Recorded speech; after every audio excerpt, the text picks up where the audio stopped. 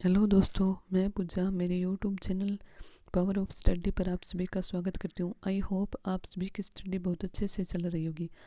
आज अपनी बात करने वाले हैं कि जो बच्चे मैथ में एकदम बिल्कुल कुछ भी अभी तक जिन्होंने नहीं किया है या जिनको मैथ नहीं आती है, वह अपने मैथ की शुरुआत किस तरीके से कर सकते हैं। सबसे पहले अपने सिलेबस की बात करते हैं, उसके बाद अपने आगे की चर्चा करते हैं।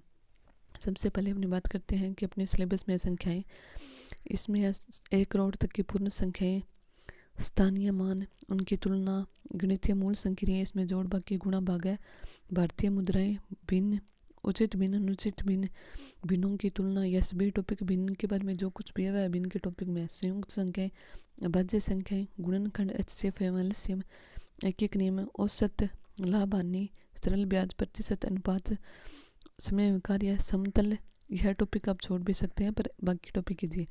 समतल एवं वक्रतल, ज्यामिति आकृति है, बिंदु, रेखा, किरण, रेखाखंड, कोण, कोण के टाइप से केंद्र है, लंबाई, भार, धारिता, छात्र समय मापन एवं इनकी इकाइयाँ, जैसे लंबाई के लिए कौन सी इकाई का यूज किया जाता है, ठीक है, धारिता के लिए, और वर्गाकार तथा आयताकार वस्तुओं के पृष्ठ तल का क्षेत्रफल एवं उनकी परिभाषाएं। जैसे वर्ग का क्षेत्रफल आपको याद होना चाहिए कि वर्ग का क्षेत्रफल किस तरह से निकाला जाता है, आयत का किस तरह से निकाला जाता है, और एक इनमें जो होता है कि यहाँ पे कोई रास्ता बनाने वाला हो गया या फिर कोई किसी पशु को बांध दिया, इस तरह के क्वेश्चंस भी आते हैं, तो आपको इन दोनों को अच्छे से कर लेना। और उसके बाद है शिक्षण विद्या।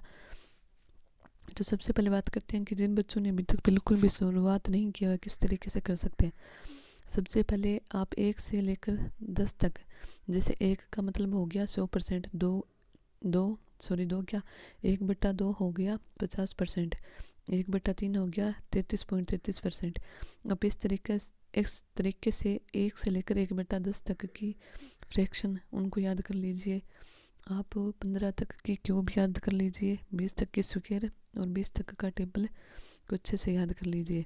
इसके बाद अपनी बात करते हैं कि अपने को ये जो टॉपिक है इनको करना किस तरीके से है। तो ज़्यादा तो आप कोशिश कीजिए कि आप एक टॉपिक में ज़्यादा से ज़्यादा 2 ही दिन लें, फिर भी आपका आराम से हो जाएगा।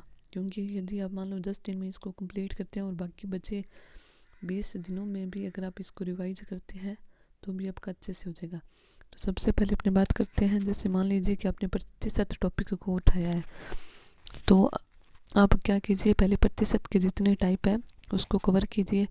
अब प्रत्येक टाइप के 2-2 क्वेश्चंस अपनी बुक में नोट कीजिए।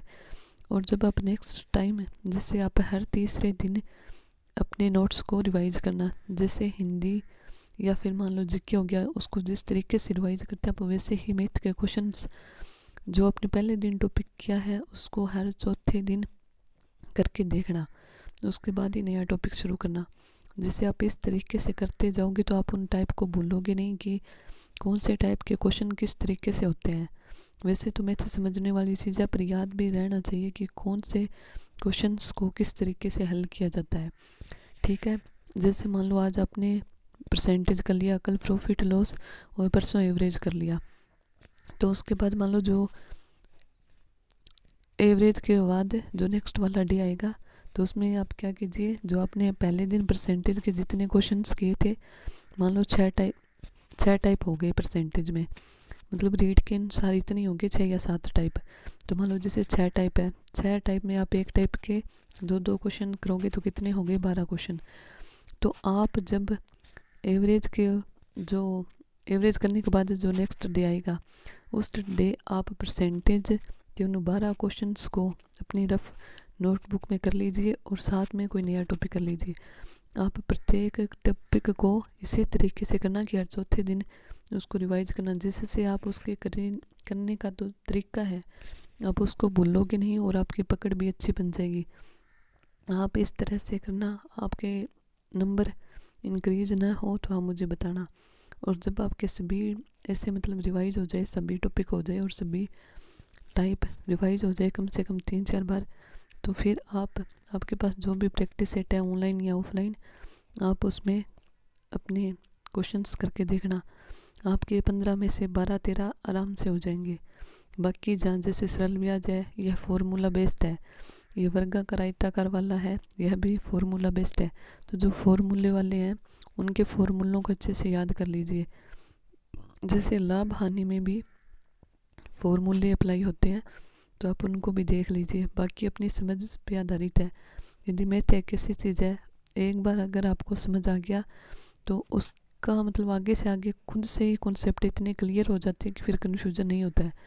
तो जब पहली बार क्लास देखो तब एकदम आराम से और अच्छे से समझ के करना। जिस भी टीचर से आपको अच्छा लगे आप उसके करना, क्योंकि बहुत सारी प्लेलिस्ट बनी हुई है। तो आप जल्दी जल्दी अपना कंप्लीट कर लीजिए। थैंक यू दोस्तों, और मेरी वीडियो को लाइक करना, मेरे चैनल को सब्सक्राइब करना और मेरी वीडियो को ज़्यादा से ज़्यादा लोगों तक शेयर करना। थैंक यू दोस्तों।